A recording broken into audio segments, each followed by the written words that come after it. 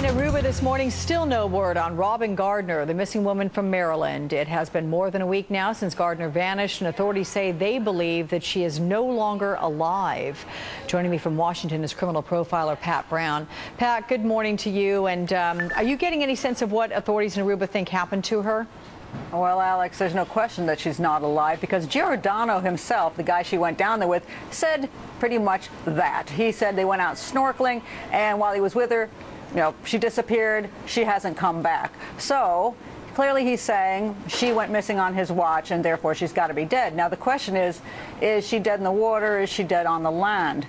And if he didn't help drown her in the water or she drowned accidentally, then they need to be looking all over Aruba to see if her body is stashed someplace, and he was just trying to send them off the trail. Yeah. This is the same guy that was stopped from leaving Aruba, right? I mean, this incident happens. Had he checked in with police or authorities afterwards, or did he just go back to the room, pack up, and take off? Well, he talked to authorities, and he said he'd hang around, but he obviously wanted to get the heck off the island. He claims it's because the mother had arrived and he had no more purpose there, but quite frankly, I think he wants to get out of there before he can get arrested, which he is now in their custody. But if they don't find some physical evidence linking him to her disappearance or to a homicide, he is going to be able to walk away, and that's the concern. They need to find something and find it quick. Does he have a history, a past history of violence against women? And if he does, can that help keep him incarcerated so they can gather more information?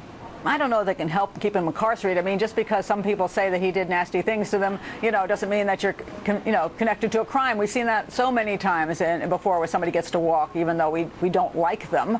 Yes, he has a history. There's a lot of women who've come forward. He has domestic violence on his criminal record. Women have said he's stalked them. He's videotaped them having sex. He's threatened them. One woman even said that he was basically going to get rid of her because the world would be better off without her. So he's a pretty scary guy. And unfortunately, Robyn, I don't know why she decided to go down with him. She must not have, well, maybe she knew his criminal record, but he obviously offered her something, paid her way down there, and maybe things got a little worse than I think she expected for being around with him. And what are friends and family saying about all of this? I mean, there are a lot of people who've thrown a lot of cold water on the prospect of even going snorkeling.